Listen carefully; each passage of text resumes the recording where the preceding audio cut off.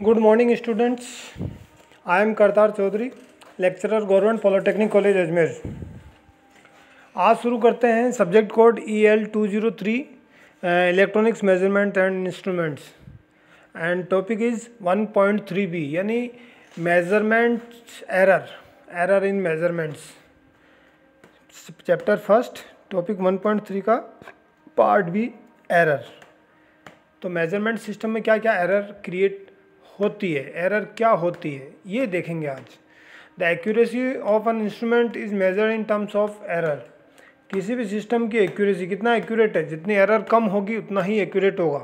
तो किसी भी इंस्ट्रूमेंट्स की, किसी भी मेजरिंग डिवाइस की, मेजरिंग सिस्टम्स की, मेजरिंग इंस्ट्रूमेंट्स की जो एक्यूरेसी है या जो परफॉर्मेंस है वो उसकी एरर से कैलकुलेट की जाती है। जितनी एरर कम होगी उतनी ही उसकी एक्यूरेसी ज़्यादा होगी। It is never possible to measure the true value of a dimension or a quantity. So there is always some error, but not all error is created equal.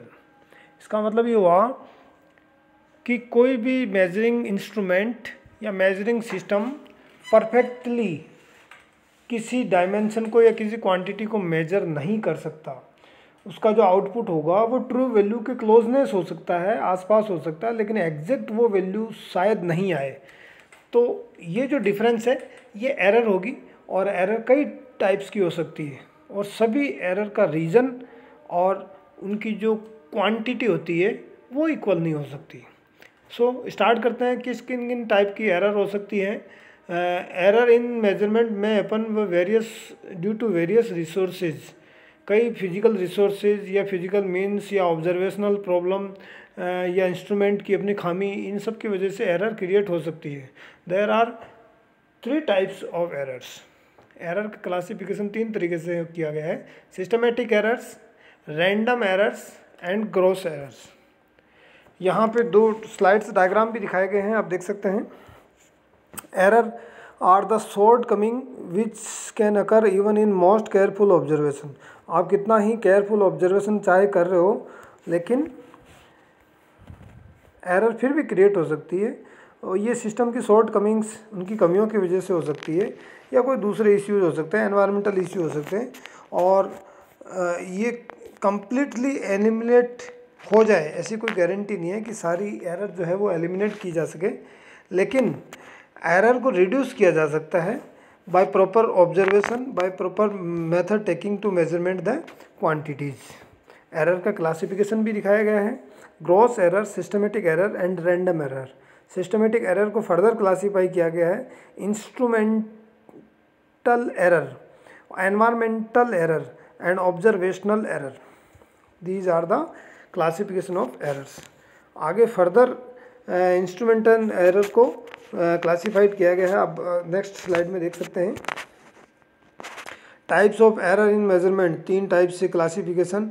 Systematic error को फिर 3 तरीके से classification, और इंस्ट्रूमेंटेशनल error इसको भी further classify किया गया है: inherent limitations of devices, abuse of operators and effect of loading.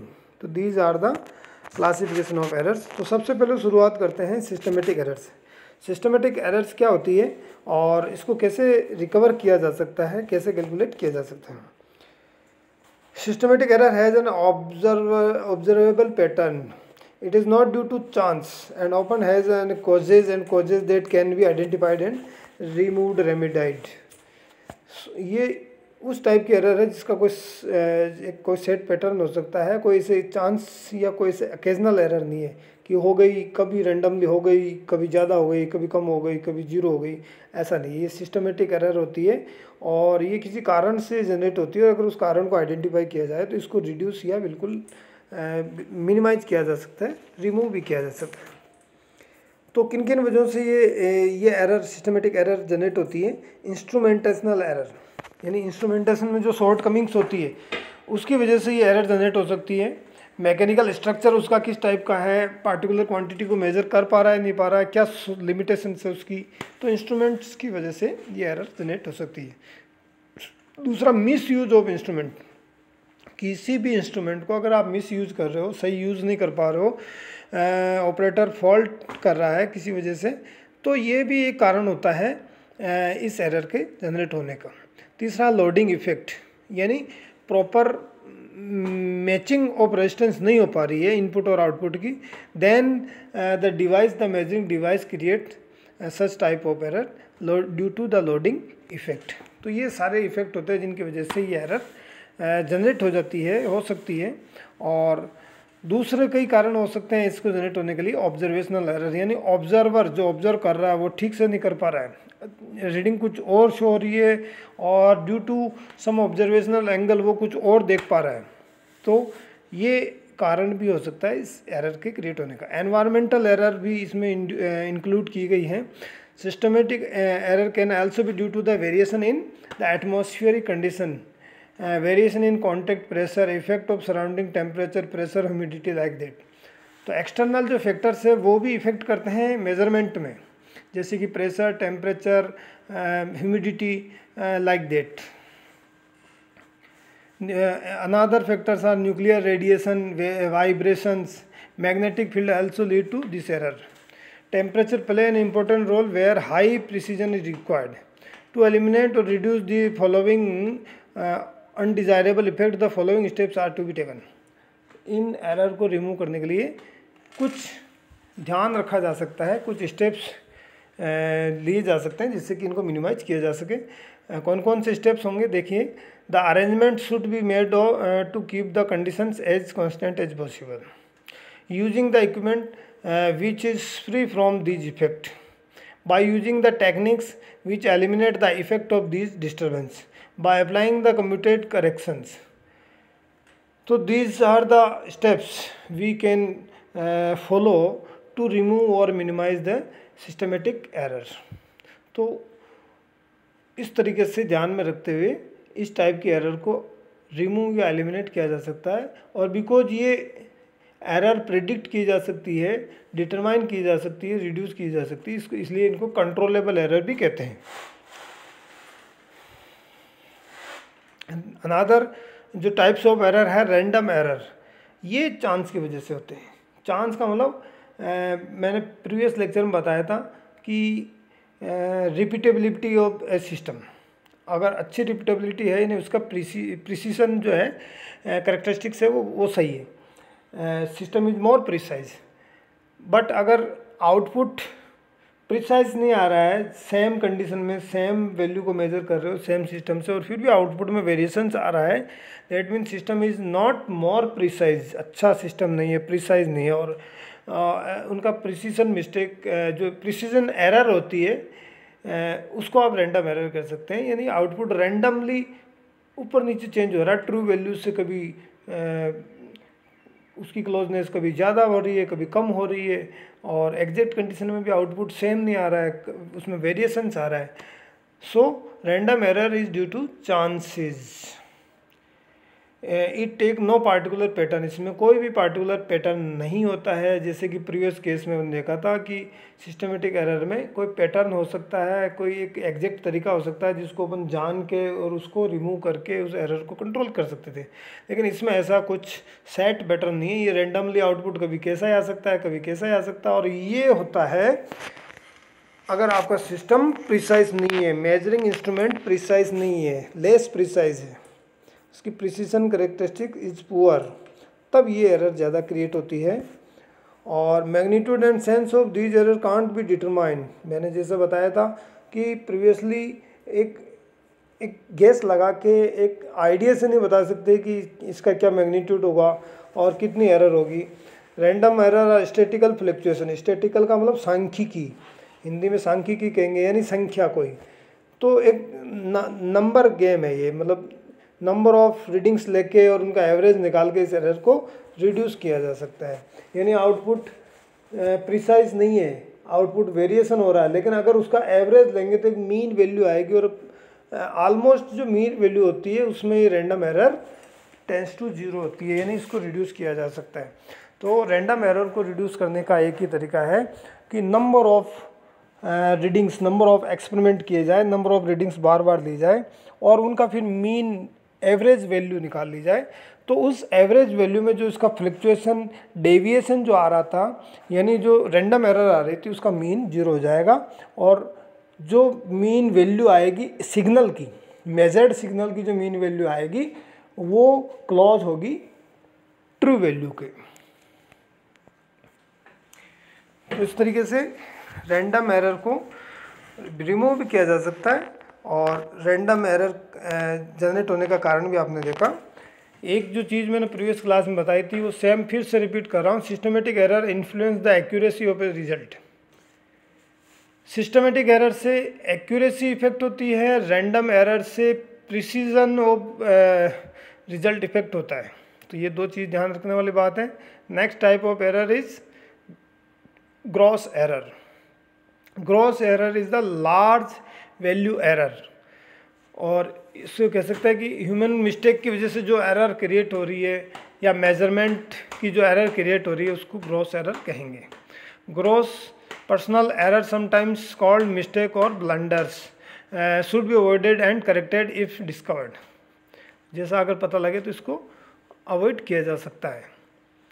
Personal error are excluded from the error analysis, मतलब किसी भी एरर में अगर पर्सनल एरर को ये मानते हुए एक्सक्लूड करते हैं, सम्मिलित नहीं करते हैं कि इसको तो अपन सही कर ही लेंगे, लेकिन फिर भी अगर ये ऐसी एरर जनरेट होती है, मानव के द्वारा कोई एरर जनरेट होती है, दैट इज़ ग्रॉस एरर, और उसको डिटेक्ट करना चाहिए, उसको एलिमिनेट भी करना चाहिए।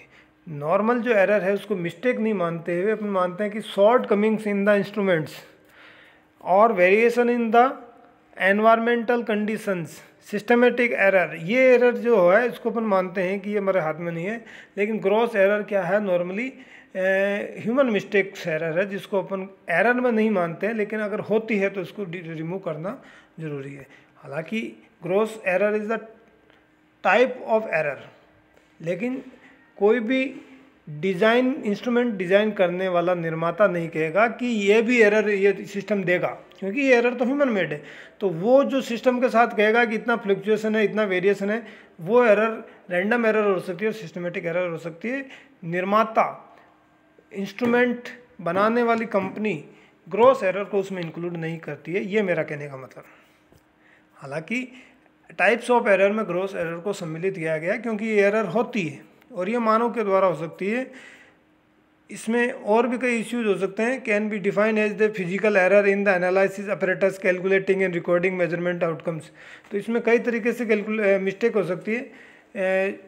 जैसे अपरेटस को आप एनालिसिस कर रहे हो उसमें एरर हो सकती है, रिकॉर्डिंग या कैलकुलेशन कर रहे हो आप आउटकम्स में, आउटपुट में, उसमें मिस्टेक हो सकती है, एक्सपेरिमेंट जब कर रहे हो उसमें मिस्टेक हो सकती है। Research might study and record worth different, reading कुछ और आ रही है, लिख कुछ और पा रहे हो, उसकी वजह से ये दिक्कत हो सकती है।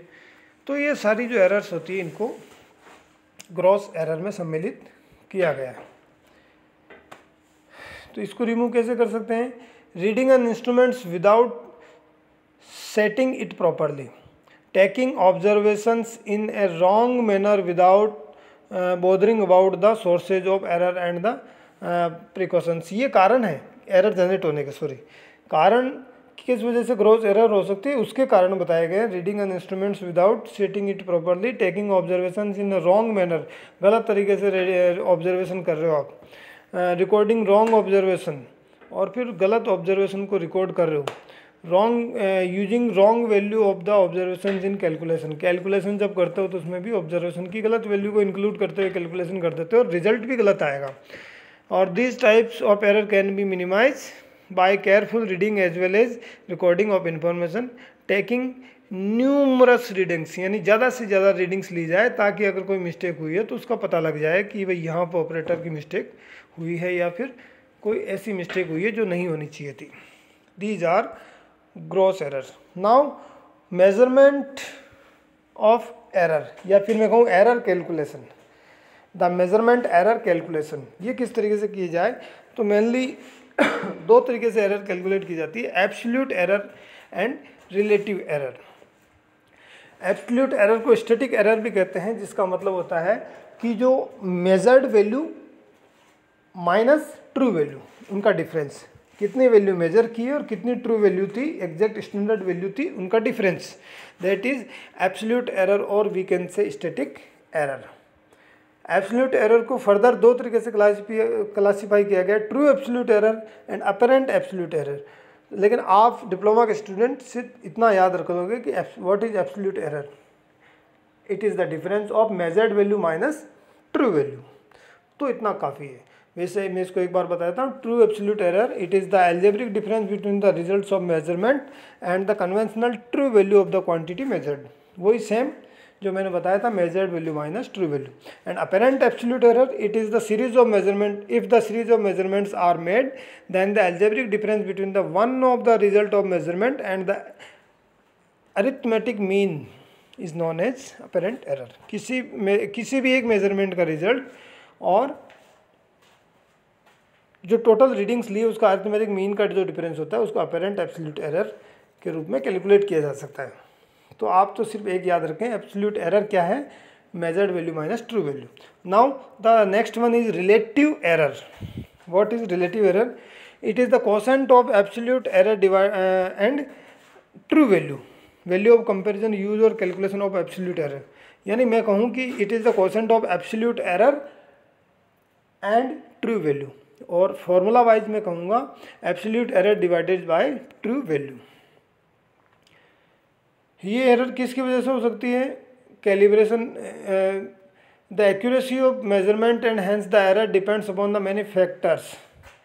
एरर इन फैक्टर पे डिपेंड कर सकती है, calibration standard, work piece, instruments, person, environment etcetera, जो प्रीवियसली अपन डिस्कस कर चुके हैं 3 टाइप्स ऑफ एरर में।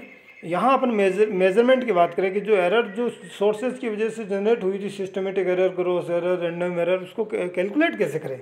तो ये कैलकुलेट करने का तरीका बताया, absolute error and relative error. Absolute error का तो मैंने बताया था VA माइनस V। VA यहाँ पे है मेजर्ड क्वांटिटी और VE है एग्जैक्ट या ट्रू क्वांटिटी। और अगर परसेंटेज में अगर कैलकुलेट किया जाए तो वही है measured value minus non value, जिसको ट्रू वैल्यू भी कहते हैं, divided by true value into 100। तो ये है percentage error of percentage absolute error. Now what is relative error? मैंने बताया था एब्सोल्यूट एरर में ट्रू वैल्यू का भाग देंगे तो रिलेटिव एरर मिल जाएगी आपको। तो यहाँ रिलेटिव एरर का जो फॉर्मूला आएगा वो होगा measured value minus non value, जिसको ट्रू वैल्यू भी कहते हैं, डिवाइडेड बाय ट्रू वैल्यू या non value, that is relative error. तो इस तरीके से एरर को कैलकुलेट कर सकते हैं। 3 टाइप की एरर बताई थी, एरर को मिनिमाइज कर सकते हैं और फुल्ली रिमूव हो, ऐसा हो भी सकता है, ना भी हो सकता है, लेकिन काफ़ी हद तक एरर को मिनिमाइज किया जा सकता है अगर उसकी नॉलेज हो, उसको डिटेक्ट कर सके तो। Thank you very much.